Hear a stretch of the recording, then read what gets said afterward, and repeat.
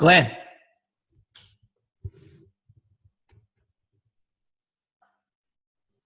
Hey, buddy.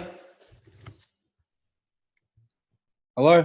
How Sorry, man. you going? All right? Yeah, good yourself. Sorry, I didn't even see it like pop up there. It was bloody hot in my bloody study room, and I was like, I'm hot. And I just realised it there. How you going? All right? Nice. Good, man. Good. You can hear me fine? Yeah, I can hear you all good. Good stuff, mate. Good. How's your evening? Yeah, good, man. Just busy. So just came back from. So I got a gym. So I just came back from there. We had coaching with the guys on my program tonight. So You're a busy boy. yeah, been busy. So I noticed your interview tonight. Your yeah. live chat. That was awesome. Yeah. So yeah, we did that tonight, which was pretty cool. Nice. Yeah, man. So What part of the world are you in? Melbourne. Melbourne. Yeah. What about yourself? Mate, I'm in sunny Queensland.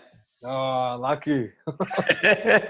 It's bloody freezing here. It's literally this morning was like minus bloody 6. True. Yeah, it's fucking cold. So You've obviously come from the gym then if you're in your singlet. yeah, and the heater's on at home. So Nice. You've always been in Melbourne? yeah, always been in Melbourne. So Yeah, okay.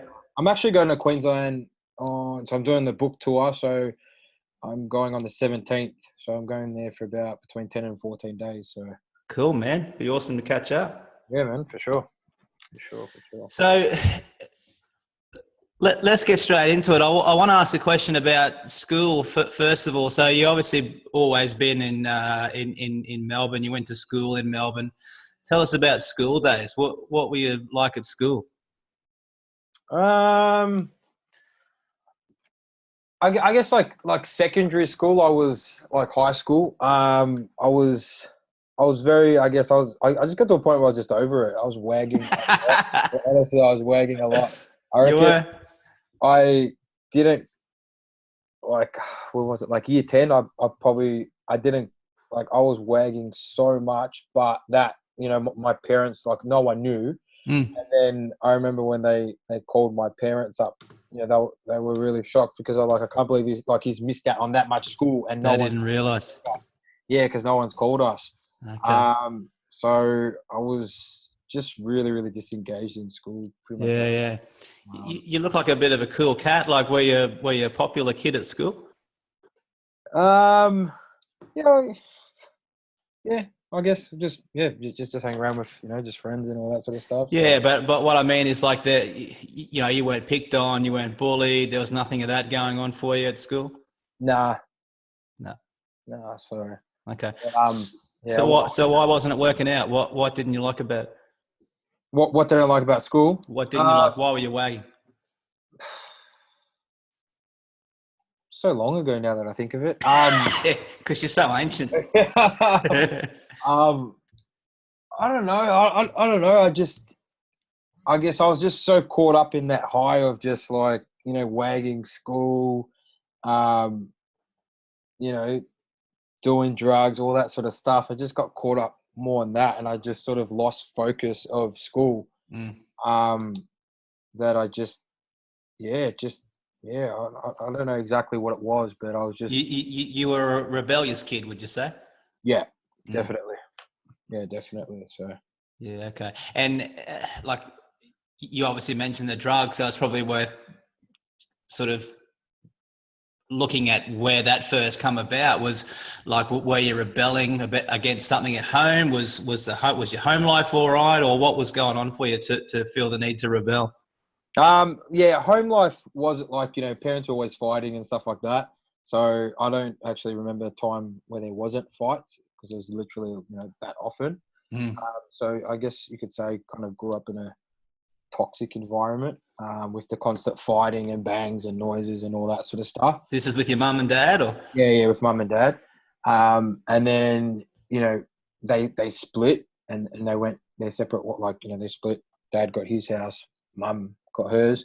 And then, yeah, I actually went to go live with my dad because I guess when it first happened, like, no one was seeing my dad at all, out of my brothers and sisters and stuff like that. So I kind of felt sorry for him. So how many brothers and sisters do you have? So I got an older sister and two brothers. So I got an older sister, older brother, and then there's me and my little brother. And how old are you? 30. You look about 17. Okay, so mum and dad were fighting a lot. Like, I'm assuming that's all you remember growing up, yeah? Yeah. Growing up was just constant fights. And what were the fights about? Well, Dad used to drink a lot. So I don't know exactly. I know more of what the fights were like after they split, but I guess when they were together, it was so often that I definitely didn't know what was happening. It could be 1 minute we could be upstairs watching TV. It could be, you could hear plates smashing and loud screaming and all that sort of stuff. So the fights were literally every day. So it wasn't, I guess, when there's that much fighting happening, there's no, they're fighting because of. It was just always on. Yeah. Was your dad violent towards your mum? Yeah, it got a bit crazy at times.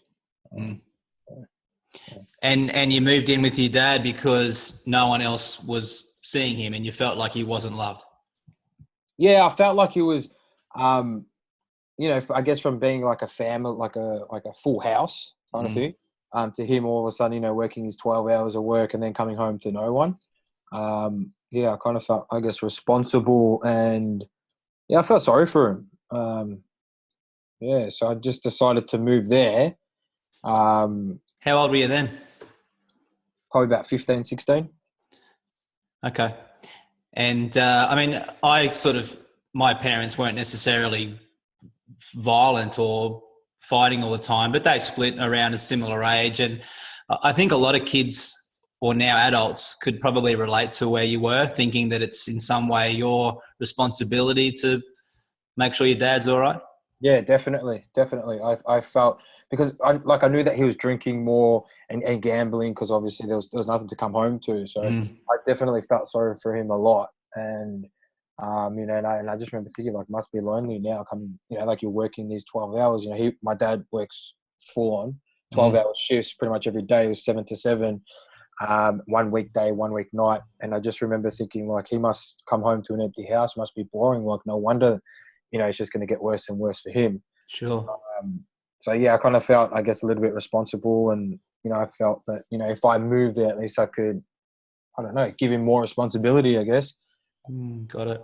And how was that time with just you and your old man? Do you remember much of it? Yeah, it was good. But because he works a lot, there was a lot of freedom to do whatever I wanted as well. So like I was saying, like 1 week, 7 to 7, so 7 in the morning to 7 at night. With 1 week, then the next week would be, the 7 at night to 7 in the morning. So, I guess, when I was staying at his house, they got to the point where I was, that's when I was using my drugs, and that's when I wasn't going to school, and, you just got a little bit more crazy, I guess, because I had all that, I guess, free time as well. How does a 14-year-old get themselves to school and lunches and do the homework and all of that by themselves? Yeah, well, when you think they don't. Yeah, exactly. What were you doing for school lunch and stuff like that? Were you making your own lunch? Yeah. There was always like lunch on the table. Like my dad would make lunch on the table and stuff. There was always food and stuff like that. Yeah. He's very old school. As long as he worked, provided roof over you. like that was it. So got it. like we never, if we went to really good schools, sporting clubs, all that was, provided for us. Got it. It's not like, and there was always food.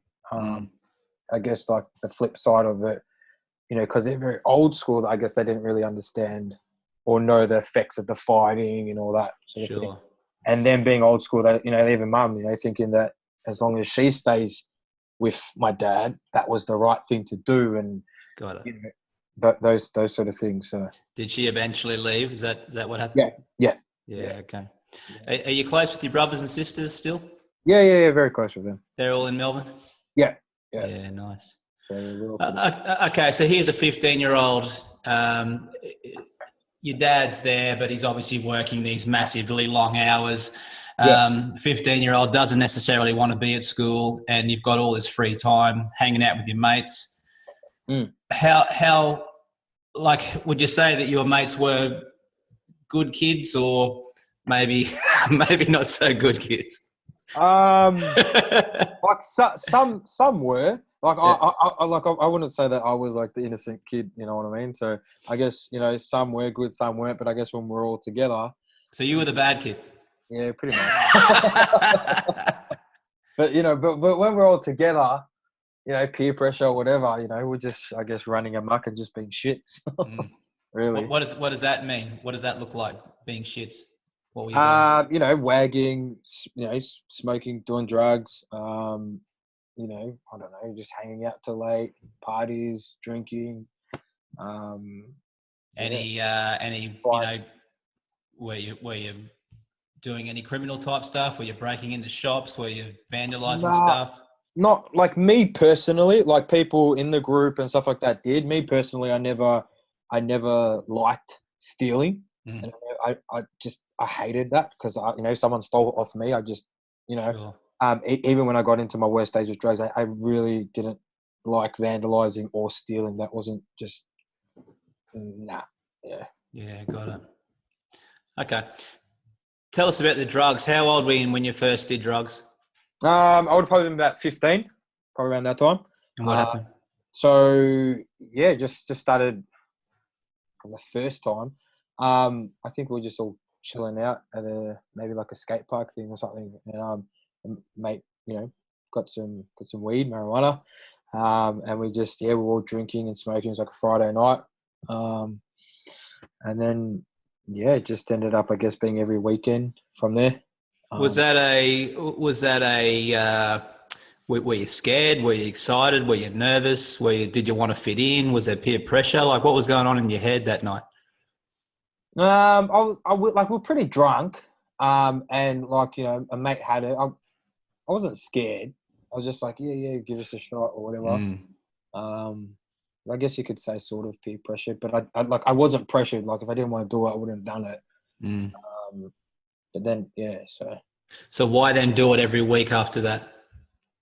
I guess it was just I don't know if it's like that adrenaline that feeling of just what are we doing this weekend, or we'll drink and you know It was just that crew you were with.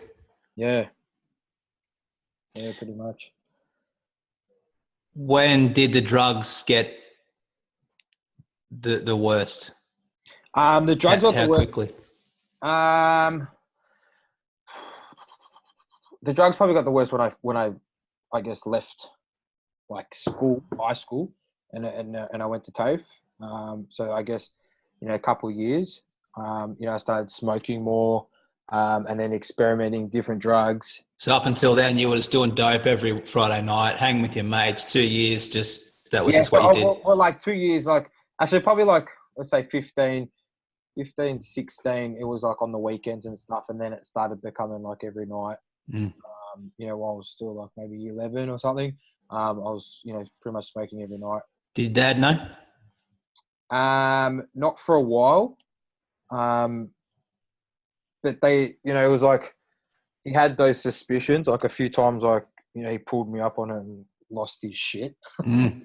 I was literally like, running out the house before I get a good old ass whipping. But yeah, so It didn't stop you though. nah, didn't stop me. Didn't stop me. So, Why did you stop from just the regular? You were doing dope every night. mm. Why did it get heavier? um, Good question. I think I don't know, maybe I was just more dependent on the drug because I was doing it and I was just building up that habit. Mm. From doing it, like say it'd be like if you did it on a Friday night, then it'd be Friday, Saturday, then it'd be Friday, Saturday, Sunday. Mm. And then, just building up and it just sort of just leak into another day, into another day, into another day. I don't actually know the reason, like, I guess why, but I guess the more I was taking, to, maybe cover up, like, I know later on, like, I ended up getting like very depressed and anxious. Sure. So, I just kept taking more and more and more to suppress those feelings. But it was just that vicious cycle. Like the more depressed I got, the more drugs I smoked. But the more drugs I smoked, the more depressed I got. It was just like that It's a massive. real bad snowball. Yeah, definitely. So, and then like I was just smoking a lot and a lot, and then I guess I experimented with other drugs as well. Tell us about that. So, when I left school, I guess met new friends, new crew, who were, all into pills and stuff like that. So I remember just going like, oh, like what's all this? Because all these guys are into that, and all I, was doing was just smoking weed. So I was probably about 17 at the time, and some of these guys were a little bit older, 18, 19, 20, and they were all going to clubs and stuff like that. And they were saying like, come down, like you'll be able to pass through. It's all good. My fake ID was just another dark dude with a bald head. It worked, obviously. Yeah, it worked. And then I remember, trying the pills. And it was so different. And then I sort of like, I guess, after that, I got all my smoking friends from my other school, like, oh, you got to jump on this and try all this. So I was, I guess, mixing up with new friendship groups as well as my old, and started going into that. And then things got, I guess, really, really bad. So when did it get the worst? All up. So for me, I was dealing drugs. Still in Melbourne? Yeah, still in Melbourne. How old were you then? When I started dealing drugs, probably maybe 16, like just here and there. But then I probably started fully getting into it when I was like 17, 18. I'm assuming you didn't last at TAFE very long. Nah. No, wasn't for you. Nah. So, I kind of had the mentality of like, I need to get money, I need to get my first car and stuff like that. And I started seeing like people in my area, driving really nice cars, and, and they were selling drugs and stuff like that. And like I was saying, like I was around a lot of people that, I guess I could sell to or whatever. So yeah, I got in contact with one dude. You had a network. Yeah. You had a database. But yeah, so I literally like, there was someone that was literally just threw me a lot of drugs and said, pay me back when you can. Okay. And then I guess that's how it started. Like, that's how my drug dealing started anyway. Sure. And like, did you get right into them, or did it just become that you were dealing? No, like I, started getting, I guess, right into it, like getting a lot of drugs. At first it was just to support my habit. But then, when I met this guy, I was, pushing like, pounds of drugs, pounds of weed. So yeah, and then with that lifestyle, you meet people, and all of a sudden it turns from something that's all fun and games to sometimes being in situations that you don't want to be in, like people needing to pay certain people, or you got to pay favors, help, like someone goes, help me, I got to, like you're coming with me, I got to go collect money of some dude, jump in the car. It got to a point where, there was guns around, drugs, meeting other drug dealers and all that sort of stuff. And then also being in situations that you didn't want to be in as well, because at the end of the day, no drug dealer wants to look like a punk or want to look like a pushover. Yeah, like you can get away with not paying someone or, stuff like that. So sometimes you got to, I guess, do things that you don't want to do, or you end up in situations that you're like, fuck, like how am I here? Or fuck, I don't want to do anything, But yeah, I guess it just got really, really bad. And it ended up being my lifestyle, really. At what point did that change for you? Like hearing you then say that, you were in those moments going, wow, how do I get out of this? But at what point did you really say, I need to get the hell out of this world? Well, it wasn't till like one of my first realizations, because this went on for ages. We get harassed by the police all the time. And, I was very cocky and had a massive ego, and I used to, literally, they'd be searching us and they never find it, and all that sort of stuff. So I had a massive ego around it. And I used to think only dumb people got caught, and one day, I had an altercation with a police officer, where I got into a fight with a police officer, and, I got assault. So I got charges as well, and they found drugs on me, and they found mobile phones and money and all that. And I remember, I guess, sitting in the back of the divvy van, just thinking like, fuck, like I've just been been caught. Like, how did I end up here? Pretty much.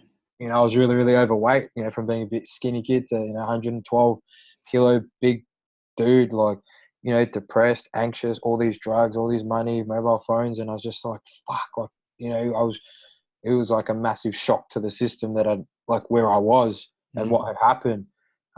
So I got, you know, I ended up getting, you know, so my charges from that altercation, I ended up getting drug trafficking charges, drug use charges, assault and a resist arrest from police officer. Yeah, and prior to that, I had no charges, but prior to that, I got into another altercation where I had assault and affray and reckless cause injury charges against a guy that was in the area that I had a fight with. So everything came sort of like in the space of like 3 months. Everything just went bang like that. Crashing down, yeah. Yeah. So, you know, when I got caught, you know, I realized that I needed to change my life. You know, I was, you know, Well, what came from that? So you had all these charges. Like, did you face the court? What happened then?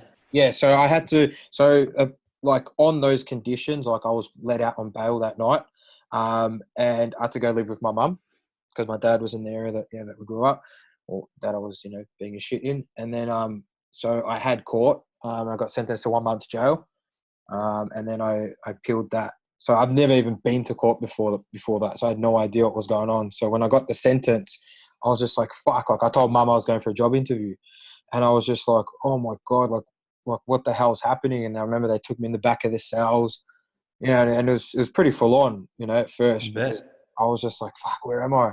So I remember, like, you know, looking in the first cell, and, you know, there was two guys walking up and down, like, you know, in a really, really small space. And I remember just looking at him going, where the fuck am I? And then there was another cell, and there was a guy literally just crawled up in a ball. And then I got pushed in my cell, and I was just thinking, like what happens now? Like, I had no idea. I was like, what the fuck just happened? Your mum's thinking, geez, it's a long job interview. Exactly. And then all I could hear was like banging and screaming, and it's just a really shit place to be in. And then, like, I had no idea that you could get bail, or you could, you know, do all those sort of things, or that you could, you know, appeal like your sentence and all that. So then, you know, after being in there literally all day for like good 6 hours, like, you know, finally got in contact with my lawyer there. And then we went back into the courtroom, and, you know, he said to me as well, like, before I went back in, he said, look, if we appeal your 1 month jail sentence, you could be looking at doing a 3 month jail sentence, but you got to go to the county courts. So you got to go to the, you know, the higher courts instead of the magistrates. And this all didn't make sense. I was just like, you just really need to get me the fuck out of here. Like, this is very, very depressing. Like, I can't believe I'm even here. You need to get me out. So, you know, we signed all the paperwork. You know, and even the judge said to me before that, she said, are you sure you want to get out on bail? Because you'll be looking at a 3 month, you know, jail sentence. These are very serious charges. The fact that you assaulted a police officer, and that you sell drugs, and that you have these reckless cause injury and assault and affray charges, you know, this is very, very serious. And I remember even when they were reading out my charges, it was like they were reading like someone else's description. I didn't even connect with what the hell was going on. Yeah, got it. So then, yeah, I got out on bail. So once I got out on bail, filled out all the paperwork, and they gave me like a sheet of paper that said, you know, if I change my mind, I've got 30 days to just come in and go straight to prison and do my, you know, my 1 month. Do the month, yeah. Yeah. So yeah, I didn't do that, and I appealed that. So I went to the county courts, and then, so this was like June. So the county courts was in December. So, you know, prior to all that, I was getting fit, I was getting healthy, I was losing weight, I was getting in the right mindset. You know, I was clean off drugs. Were you still dealing? No. Nah. So, you know, I thought that everything was all good. And I guess when that happened, that's when I was getting the urges of relapsing and just throwing the towel in and just thinking, fuck it, what's the point? Glenn, let me jump in there, right? So I've chatted with a couple of people that have sort of been deep into drugs.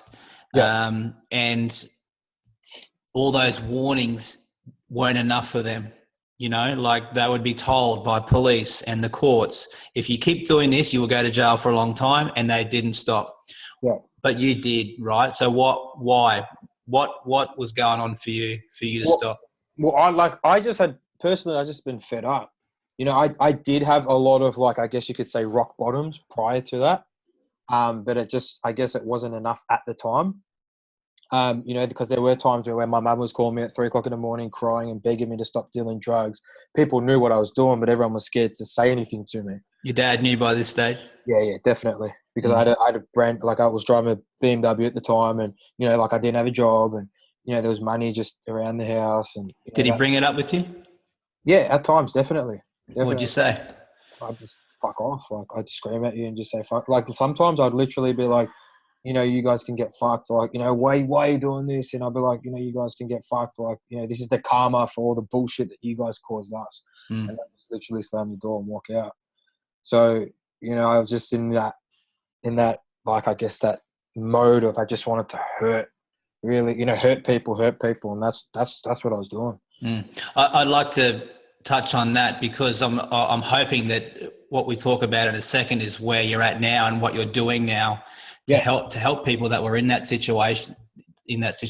But like that's a very victim mentality to be blaming other people for what you're doing. Did you look back and realize that that's what you were doing? Yeah, definitely. Like now when I look back, my change would have never happened until I dropped the victim mentality. At the time it was like, oh, it's the fucking cops' fault. They assaulted me. I had a broken hand from that altercation. It was their fault. I was dealing drugs and doing that because it was my parents' fault or it was this person's fault. I'm a drug dealer now because of this person's fault. So, nothing, it can be everyone's fault, but at the end of the day, it's your fault. You got to take ownership of your actions and you need to drop the victim mentality. That's the only way you're going to move forward with your life and anything, really. Got it. It wasn't till then did I start making the progress that I needed to with my life. Before we get to that, did you go to jail for 3 months? Nah. So what happened? I went to the county courts, and I got put onto an 18-month intensive corrections order. And I had to do like 578 hours. So I was on it for a very, very, very long time. And what does that mean? What are you doing with that? So on the order, I had to go see my parole officer twice a week. I had to go do community work twice a week. I had to see an anger management and drug counselor once a week as well. And then I was put into a cognitive skills program as well. So it was very, very full on for 18 months, and I remember even like literally I was doing community work with people that did armed robbery and stuff like that. Wow. And they had only like 150 hours, and a lot of people were like, dude, what the fuck are you thinking? Why didn't you just do that 1 month? It would have been over now. A lot of people said that. So I guess I learnt a lot while I was on that order. And it was a massive reminder. I think that order anyway shaped a lot of why I do what I do right now anyway. So. Sure. And you wouldn't be I'm assuming you wouldn't be where you are now if it wasn't for those 500 plus hours, right? Yeah, definitely. So what did you get? I mean, in the 30-second version, right? What did you get out of that 500 plus hours? I learned that they're not criminals. It's people. So being separated, like, we're helping out in the community now. So criminals, you got to go over there and stuff like that. I realized once I started talking to people, we really need to pull away the labels. When I got put into that cognitive skills program as well, at the time I was 21 and people were in their 40s and 50s. That was a massive, massive eye opener. I started listening instead of having my back up a wall, to psychologists and, statistic based people. I started really listening and engaging with people that had really been through it. Why was that eye-opening?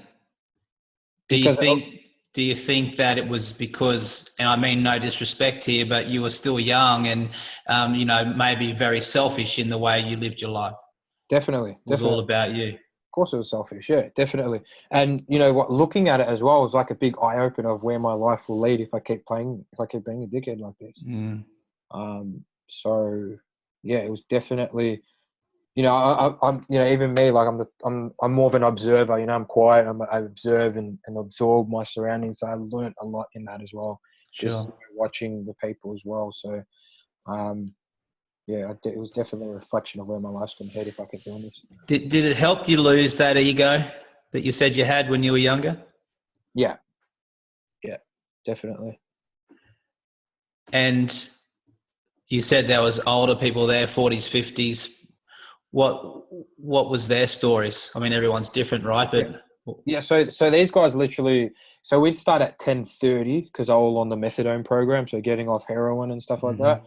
So I remember when I walked into the first time I walked in, I literally like falling like literally off their chairs. And I remember I walked in, I was like, "Hey, how are you?" And the psychologists were like, "Whoa!" There was two psychologists. They turned around and shocked because I was like awake. Who's this guy with some energy? Yeah. Um. So I remember when I was, you know, in that, I just thought like, fuck, like, I guess where am I? Like, this is obviously like a lesson. Like, I need to learn, like, like what is, I don't know if what is the purpose of being here? Like looking at it from a different angle as well. Mm. Um, but yeah, I definitely learned a lot um, from that experience. And the stuff that they'd been through, yeah, was just like drug charges, armed robbery, assaults, and this is like vicious like cycles. Like the people in there, they've been to prison literally like 10 times, 15 times, 20 times, and I remember even on the break, they're all like hanging at the front, some of them going to meet up with their dealers and stuff like that.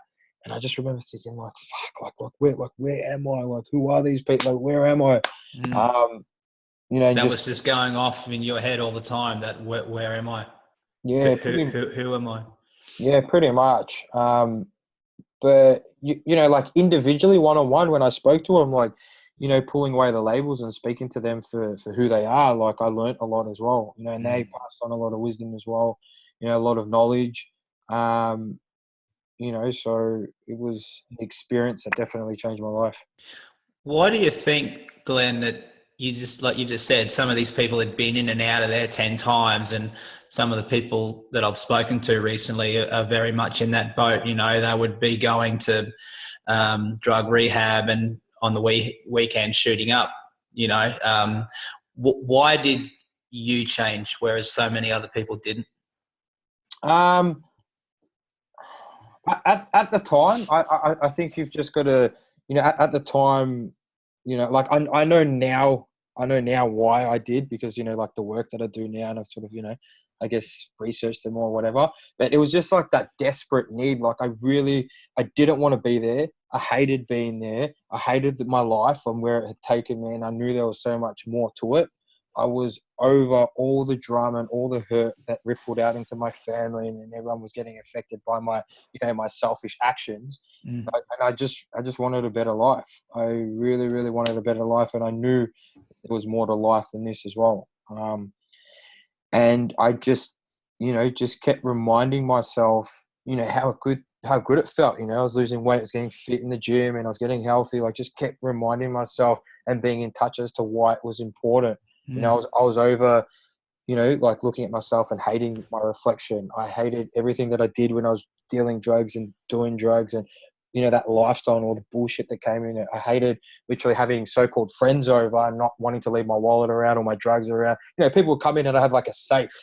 Like nothing was out. Wow. Or even going to help someone in a fight or whatever, not knowing if people are going to turn on you or whatever. Mm. Like you never You're want to be always watching your back. course.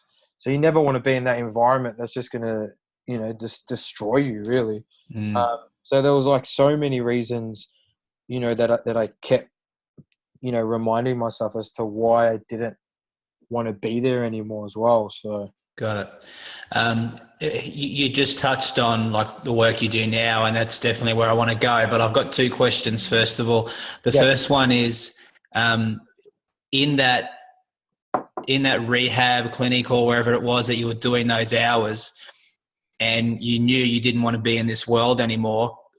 Could you start to see the future, and what was that for you?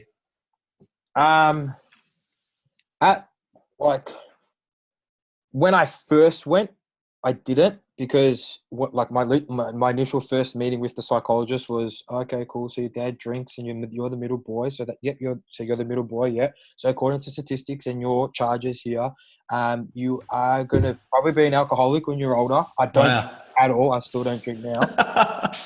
And according to your charges, you have an 85% to 90% you're a high risk criminal, and that you're going to be, this is going to be your lifestyle. Like this is, you have a 85% to 90% chance of reoffending. That was your pep talk. That was my first talk with my psychologist. That's a motivational speaker. Yeah, that was my first talk with my psychologist, and I remember just leaving there, just going, "Fuck you! Like you don't even know who I am. You didn't even ask me what I like or who I am. You're just giving me all these labels based off statistics and a textbook, right? Yeah, very, very, very, very, very textbook. So that the first one was really shit. But I guess it kind of, like from that, I learned like you pull away the label, you got to talk people for people, like who they are, what's in here, like what's in their heart and their soul, talk to them for who, like, as people. So, yeah. So what was the future for you? Like, did you start to foresee the work you're doing now, or did you see a whole other career for you? Like, were you seeing the world as a drug-free human? Yeah, by then, definitely. There were times where it got really hard and I just thought, what's the point? I should have done, when people reminding you, why didn't you do that 1 month? Why didn't you do that 1 month? It's very draining and, energetically it took so much out of me. But I definitely knew that, after this, I definitely wanted to do more with my life. At first it was just, personal training. So, I wanted to do my personal, I was already personal trainer, in that year, before I got sentenced. And then when I got sentenced, I was doing my order. So, my number one thing was just to get fit and get healthy, because that was the only time in my life that I was feeling happy and feeling connected to myself, really. Okay. So the goal was to get your health in order, and something would have come out of that in regards to a career or a bigger purpose from there. Yeah. Okay. Mate, my second question was around some advice that you might have, right? So when you were 13, 14, 15, and, from what I've just heard, you were a lost and confused kid. Yeah. And you sort of latched on to this group of people, and that turned into drugs, and, you had a rough time at home, went and lived with your dad who, was working all the time. There's so many kids out there that can relate to that. And there's so many kids out there that quite possibly could go down the road that you found yourself. Yeah. What advice have you got for them? I think the main thing is that, like, pain doesn't last forever. I think that's an important one, because, I thought that this was, I guess, just the way I felt, and it was kind of normal, I guess. That pain doesn't last forever.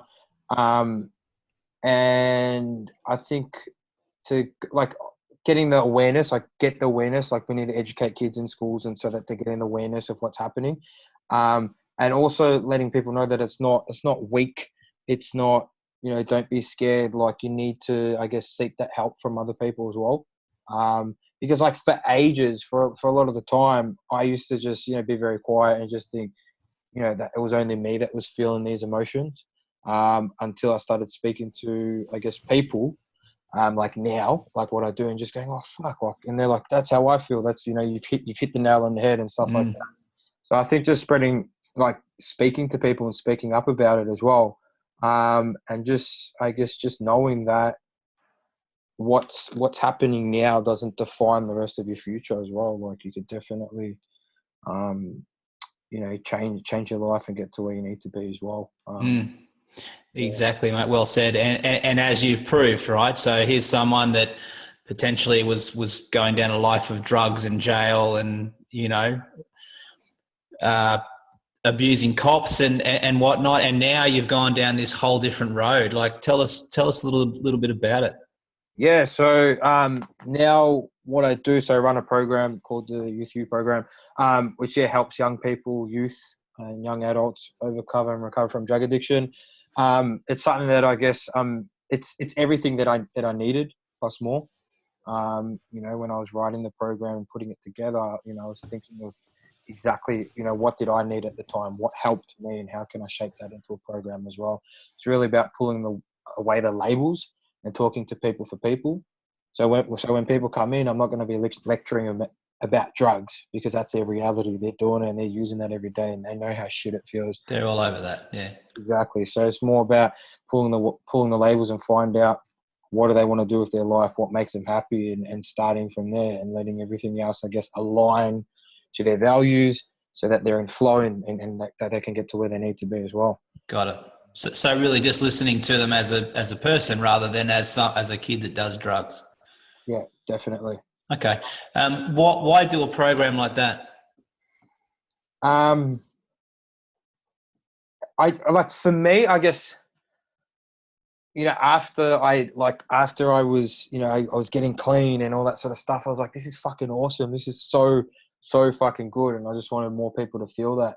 I wanted to help more people, like, because I was thinking, like, you think of the statistics that I got or that people are getting. I'm like, there was so many people, even on my order, that I was doing community work with as well. And I'm like, fuck, like this, if they had the right support and guidance and all that, they could be clean, all that sort of stuff. So it was like holding on to this, like, I don't know, this secret or this recipe that I just really wanted to just go out and just be like, dude, like, this is where it's at this week. This is what you need to be doing, like, to get your life on track. And you can break that cycle. You don't have to, be using drugs or being caught up in that fucked up crowd. Like, you can definitely get to where you need to be as well. So, that's awesome, mate.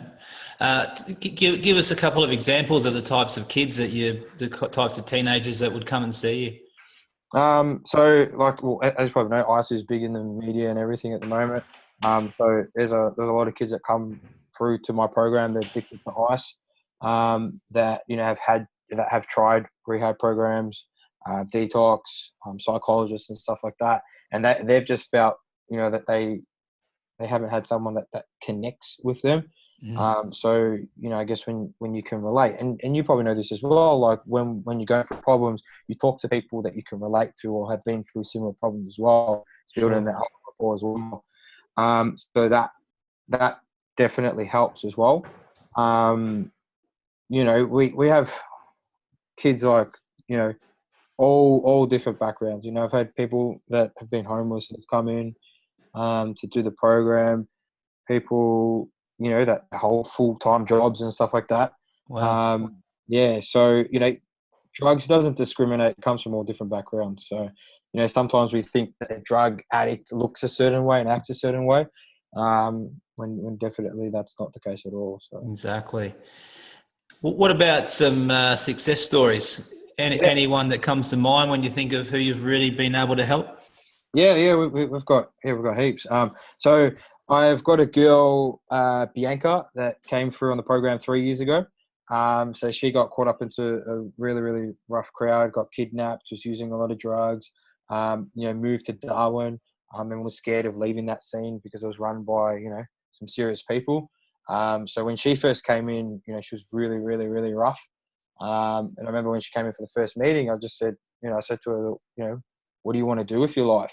She just started bawling her eyes out because it's the first time that someone asked her about her, instead of, getting off drugs.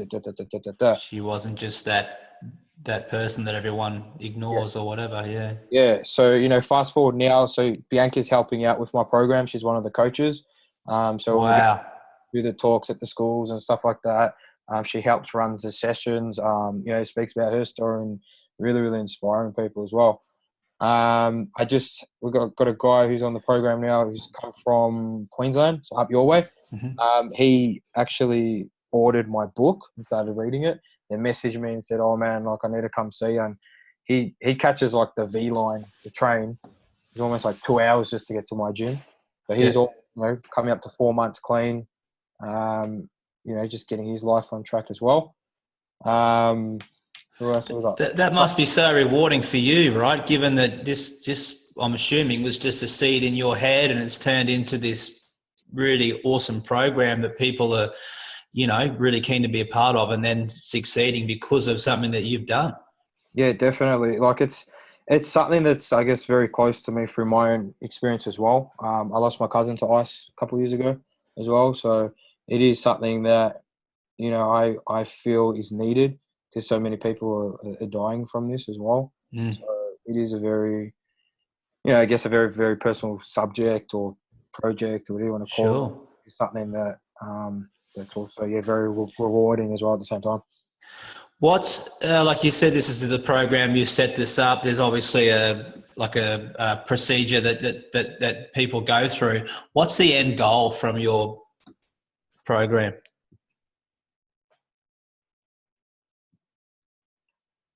Are you there? Yeah, you got me. Yeah, sorry, I just missed that whole. That's all right. My question was, like, this program of yours, there's obviously a whole sort of procedure and strategy to it.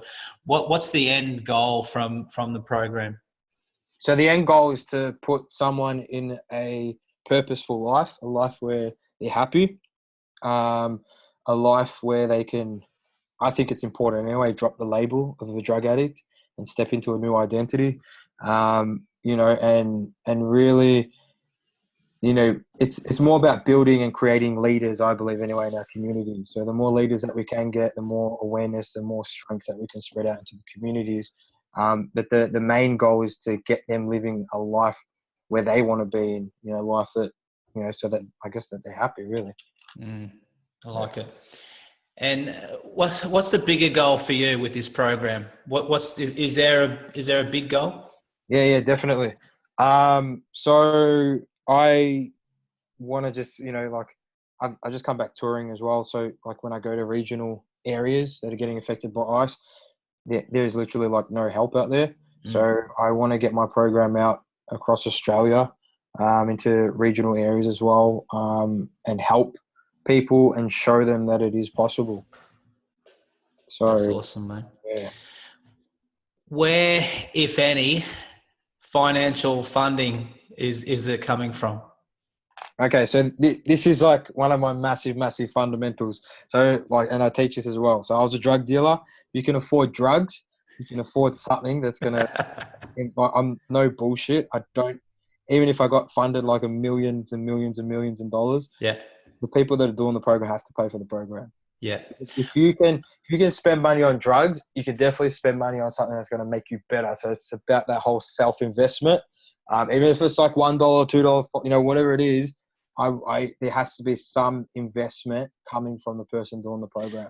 I really like that. And you said you're a trainer. I used to own 3 gyms, and I would never give free sessions. And it wasn't because I was a tight ass. It was because there's no buy-in from them. Definitely. Emotional, physical, and obviously financial. There's no buy-in if it's just free. For sure. And you even see once you wholeheartedly invest in it, not just financially, that, you definitely respect it more, you treat it more, you utilize it more. And it feels good because it's something that you've worked for. If I'm going to be like, I want you guys to save it for, go buy a house, go buy a car, go travel and do all that stuff. If we're spreading the awareness of, spend thousands of dollars on drugs, but don't spend money on anything that makes you feel better or that's going to make you grow, then we're missing the point here as well. So how does someone like some of the people that you just mentioned that are, I'm assuming that are homeless or they've been kidnapped or all these terrible, terrible things, how are they getting money to pay for the program? So a few times I've given people, I'll be like, all right, cool. The commitment is, the first 2 weeks is on me. Got it. What you got to do, we're going to get you a job. I've got some contacts. You call them. I'm not calling anyone. You call them. Let's like make that happen. Okay. But, just getting them in that headspace first. But there's definitely, like I literally tell them, pretend that it's back in the day and you're trying to score and you really, really need it and you really, really want it and you'll travel like 4 or 5 hours to find money.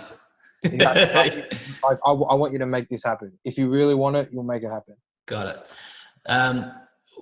In saying that, is there potential for you to get government funding or funding from corporates in some way? Have you looked into that? Yeah, so I have looked at getting into funding. I know, because obviously that's our next step as well. We want to get funding and stuff like that because we have scholarship programs as well. That is definitely, we want to definitely push. But sometimes a little bit tricky with funding to get the program into schools. because a lot of schools don't want to admit that they have a drug problem, Mm. because that wrecks their Uh-huh. name. The enrollments or whatever. Yeah, definitely. So, like I had a meeting a couple of weeks ago, and they were saying there's all this funding here, but no school wants to put their hand up and say they have a drug problem, because then that affects their school, really. So, If that hits the media, then it's yeah, big problems. yeah, exactly. So, So in saying that, do you get into schools? Like, I would think that's a great opportunity to spread the word, right? yeah, definitely. Yeah, we get to schools. So when we do these tours, we hit the schools up. We do talks at schools, high schools, primary schools, footy clubs, and then we run community events as well. So the more awareness that we can spread, the better, really. Mm. I'm interested in your book. Yes. Tell me why you wrote a book. All right. So I was thinking, how can I help more people? So what's a way of me reaching out to more people? And for me, that was, writing this book. So in my book, I talk about my life. Have you got it there? Give it a Yeah, plug. yeah. So drugs do not discriminate. Nice. So that that book is about my life. So throughout the book, it tells stories of my life, and but then it also goes back to my 5 fundamentals that I teach, and it goes back to the reasons why I did what I had to do. So, like, for example, my first fundamental is going back to your roots. So, I talk about how I was a drug dealer. I got caught with drugs, and I needed to change. And everyone was saying, "Glenn, you need to change. You can't be selling drugs forever." So Mm. for me, I was searching and searching. What did I used to like doing? What did I used to like doing before the drugs? What used to make me happy and smile? Before the drugs, before the drum, all that. So for me, that was running. I used to love running. So it was more about going back to my roots and finding something there, and then starting from there. So Is it in the book? Is there ways to help people do that? yeah, definitely. So I didn't want to just write a book and everyone just feel motivated and that's it. They close it and they're done. So I wanted it to be like a book where they're feeling motivated, inspired, but also have an action plan. So Implement. definitely, because at the end of the day, it doesn't mean shit unless you action and implement. Exactly. To get you clean. So The reason I ask is because, lots of, like you said, you remembered running was a big passion. Like a lot of people out there, and I talk to lots of people, and people in their 40s, 50s, and 60s have no idea what their passion is, yeah, So what chance does a kid have? yeah, definitely. Sometimes it can be hard, but I just tell them, like, just find something that makes you happy and just start from there. So as long as you're bringing that happiness into your life and into your space, the rest or something will follow, and then it will take you on the path that you've got to go to. So That's awesome. yeah. And what response have you gotten from the book? Positive? Oh yeah, massive response. I've had literally messages, because I've sent them out to prisons as well. So massive response. Like this lady said that her son's been on drugs for a good 20 years. And there was like a message, him saying, thank you very much. Like he can implement and do these tools while he's incarcerated. And it's definitely helped him and he's clean. I've so many, like, parents as well messaging saying, thank you for giving us the insight. We now know how our kid feels. People who have actually done the program, like in the book, in rehab as well, or even at home as well. So there's been like a massive response. We've sold over 1,600 copies. Wow. Yeah, and it's only been out for 5 months now. So I released it in January. So there's still, a lot of work to go, like, in terms of getting the message out there as well.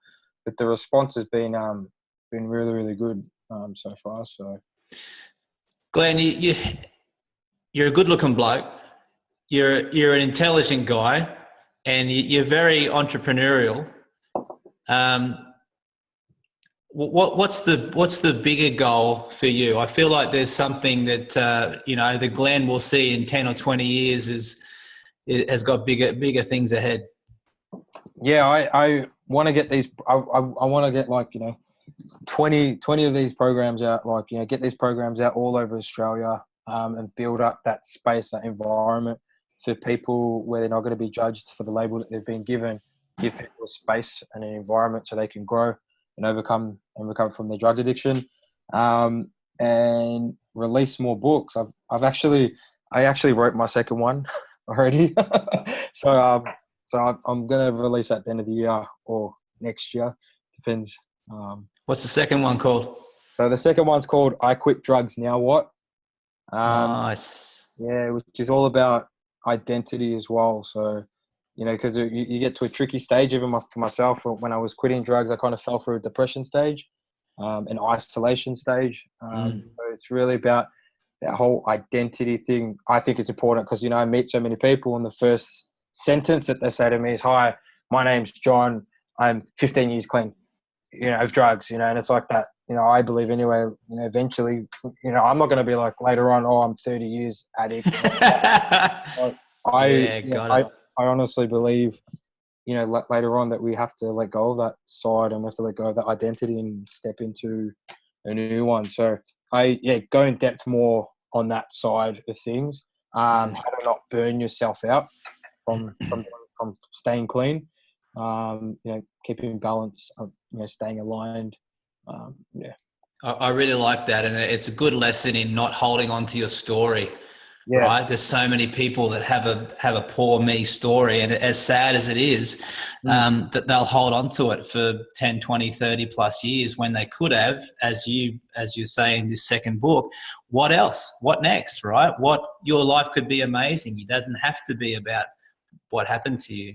Yeah, definitely. And I think that's important as well. I never ever called myself a drug addict until I started, like doing this work. They're like, "Oh, Glen Munso, drug addict." And I'd always be like, what did you just You don't see yourself like that. Yeah, I never did, even when I was like using drugs. So I think it's just important. And I think it's definitely, I get people that come in, and they're clean and they're like, I'm a 15-year like drug addict. And I'm always like, hang on a minute. Like, if that's your first sentence of introducing yourself, then there's obviously a problem here, I believe anyway. Because there's so much more to people than that label. Okay. Mate, I first of all want to say thanks for your time. You're a busy guy. You've got 4 million things a day going on. So thanks for giving us a good hour of your time. No, Thanks for being so honest too, and delving into some of your past stuff. I know it's not always fun to talk about, but I'm sure it's helped some of the listeners be able to relate a little bit more. Yeah, for sure. And speaking of being relatable, like anyone that's watched this and gone, that's me, where Glen was, that's where I am. Yeah. And I want you to give us all the details of the program and where they can get the book and stuff in a second. But what sort of advice as well as getting onto your program, what sort of advice would you give to people that are in the position where you were? There's never going to be like a perfect time for change. It has to happen now. Don't let your past, don't let your past kill your future. There's so much. There's a whole other world out there to be lived, and you could definitely get it. And the only thing that stops you is you. So. Don't let your past ruin the future. You should make like a T-shirt for the next book on the promo tour. Hey, how do we find out about the program and the book? Is there a website? Yeah, so my website's youthuprogram.com. And then, just on Facebook, we've got our Facebook page as well, which is Youth U Program. And that's where you can get the book and check out the program and the videos and all that sort of stuff. That's awesome, mate. Really appreciate your time. Great to talk to you. Yeah, thanks, man. Appreciate it. Thanks for having me. See you, buddy. See ya. Bye-bye.